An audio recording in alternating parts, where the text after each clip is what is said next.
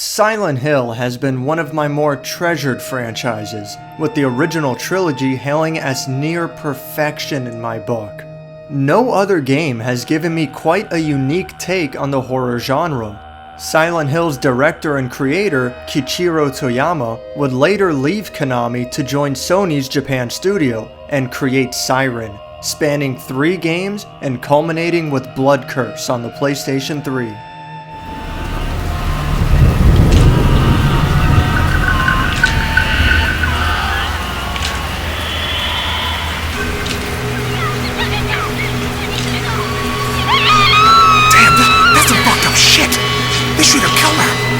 No. Oh my god, they didn't actually kill her, did they? I can't believe this. Quiet. No, The story follows a film crew, including divorcee parents and their daughter, who are in charge of shooting an unexplained mysteries type of show. They visit the site of the supposedly abandoned Japanese village of Hanuda to do a story on it and arrive just in time to witness a cult's ritual and the sacrificial murder of a young woman. cut it out! Hey! These are the only glasses that I've got! We just saw a goddamn murder and you're bickering over stupid shit!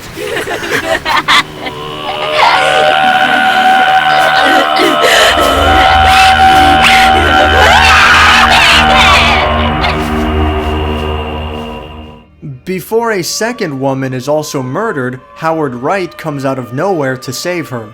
It soon becomes clear that there is something very wrong with these village natives.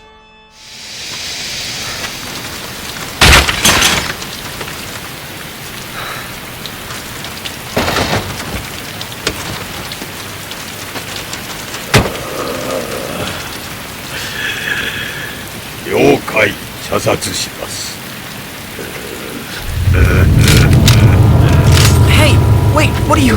Ah! Shit! All of the main characters find themselves trapped deep within the village and must figure out how to escape back to the outside world. Along the way, they'll learn how the village of Hanuda turned out so poorly. The environment and monster design are absolutely phenomenal, and they come close to matching the best of Silent Hill. Every location has a dreary look to it that makes you not want to visit that place in real life. A decrepit hospital and a flooded city street with destroyed roads are just 2 of the maps that gave me some pretty strong nostalgia. Most of the enemies are the Shibito, which is basically Japanese for zombie. Aside from the usual humanoid form, they can also take on some insect characteristics, like spiders or flies. The number of different enemy types doesn't quite reach the variety found in any of the Silent Hill games, but there's enough here with what Siren is trying to accomplish. Siren's most unique feature that sets it apart from other games is the sight jacking mechanic. With a press of the L2 button, the player is left vulnerable but can now scan the environment for other individuals. Once someone is found, either a friendly or an enemy character, the player can jack their sight, so to speak, and see what they see. Aside from getting some insight on where the enemy positions might lie, this is also used to show where some key items are. Up to 3 sources can be sight-jacked at once, which is useful for finding an opening in enemy patrols, although I only had to use this twice in the whole game. Sight-jacking is also done automatically when an enemy spots the player, giving a heads up from oncoming attackers. Overall, I absolutely love this mechanic. It's wonderfully creative and shows insight into the lives of the Shibito, which is frighteningly close to normal human lives while being just a bit off kilter, and otherwise horribly murderous. One major flaw that I need to address with sight-jacking is that the PS3 hardware can't properly handle it. When sight-jacking a single target, the game's frame rate is lowered significantly. The developers attempted to mask this with a ghosting effect, but the low frame rate is still noticeable. When multiple targets are sight-jacked, the lowered frame rate is undeniably bad. Trying to control the game with just one sight-jacked target gives me a bit of a headache, which actually lines up pretty well with how the in-game characters seem to experience it. Unfortunately, that's not the only thing that gives me a headache. There are several problems here, but the number one fatal flaw is the way that the camera is implemented. It's actually pretty similar to Resident Evil 4 in that it directly follows the player, but Siren's camera does not move smoothly at all. Player and camera controls are in direct one-to-one ratio with each other and cannot be controlled independently. Not to mention that the player's character takes up a good chunk of the screen real estate. The game can also be viewed in first person with the simple click of the right stick, but the controls remain the same. You still move and turn with the left joystick. If you're used to playing first person games with a legacy layout, then you might be able to tolerate this, but for me, it's practically unusable. Combat doesn't fare much better. Swinging a weapon comes with a fairly long standstill animation, which leaves you completely open to attack. This wouldn't be so bad if depth perception wasn't an issue here. The player can't see past the character, and judging distance this way is needlessly difficult. It's so common to swing just shy of a target and either take damage or outright lose as a result.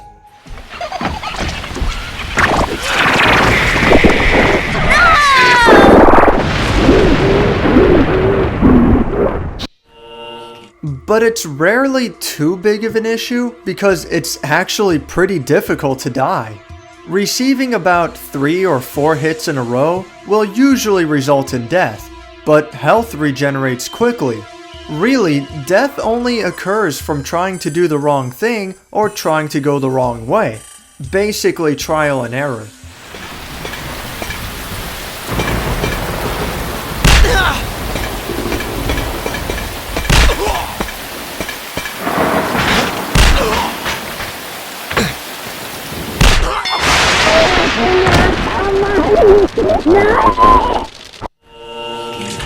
For some reason, it's possible to fight barehanded, but this is extremely difficult.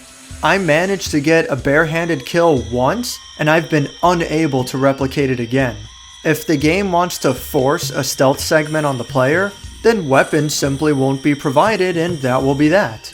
Otherwise, battles are a complete cakewalk if a decent weapon is provided. And most of the time, an early objective for any given level is looking for a weapon. The strangest aspect of the game, by far, is the way that the player is directed. The vast majority of objectives are blatantly pointed out to the player in a step-by-step fashion.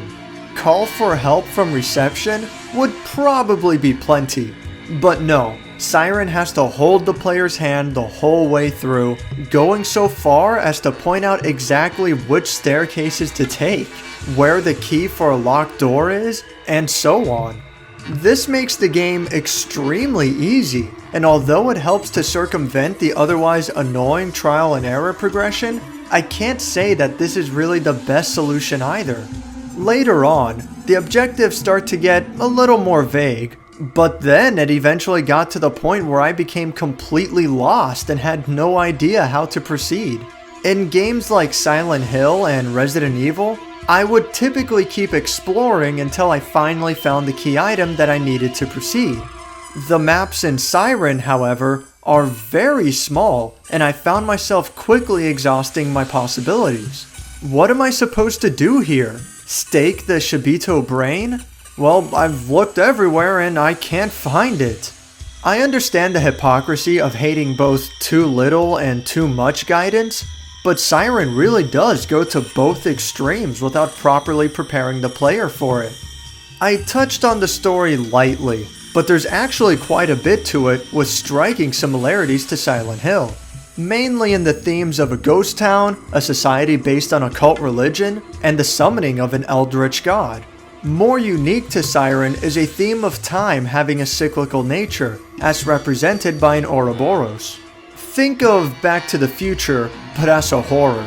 I won't spoil it any more than that. The acting is pretty awful, more or less on the same level as Silent Hill 1, and the animations aren't presented so well either. Left from the world and press in a let's see. What? What are you talking about? No, Bella and I were waiting in the car when it happened. Probably just a group of nutcases who believe in the rumors about this town. I'm not gonna criticize Japanese actor Hattori Seiji's attempts at speaking English, but even the native English speakers are disappointing. Do I look like a monster? Are you crazy? Again, my apologies. The ending is also really bonkers. It comes so far out of left field that it's actually unsatisfying. It's also impossible to grasp everything from in-game on its own, so the plot is supplemented with documents that help flesh out each character's backstory and the game's overall lore. Many documents are hidden throughout the game, although what's provided upon completing the game normally is enough to get the gist of the story. Yet none of it comes anywhere near the same level of quality as my other favorite horror games. The relationship between Howard and Miyako pales in comparison to Harry and Lisa from Silent Hill, despite the minor similarities. Leon and Claire from Resident Evil 2 had a cool partnership going on, and it was easy to feel the sisterly love between Miyu and Mayu from Fatal Frame 2. Siren has some memorable moments for sure, but overall, the plot and characters are pretty lackluster. As disappointing as Siren Blood Curse turned out to be, I can't say that it's all bad. The environment design is absolutely gorgeous, and there's a fair bit of disturbing imagery on display. It's the closest game I've played that has come to replicating Silent Hill's unique aesthetic. Although, I hear Lone Survivor is worth checking out for this reason as well. Anyway, the sight-jacking mechanic is also awesome, even though it doesn't quite get a whole lot of mileage here. For those reasons alone, I'm glad I took the time to see Siren to completion. Recommending it for others, however, is a completely different story. The camera, controls, direction and pacing, maps and music are often reused between levels. The sound design is, well, listen.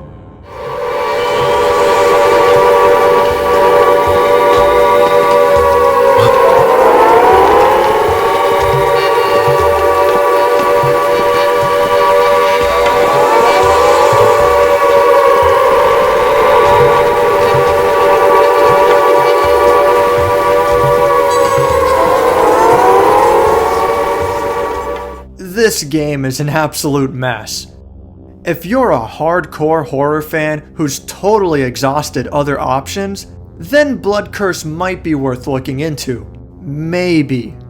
Everyone else is better off staying far away from the village of Hanuda, partially because of the zombies, but mainly because it just sucks. Oh my god! She's getting away!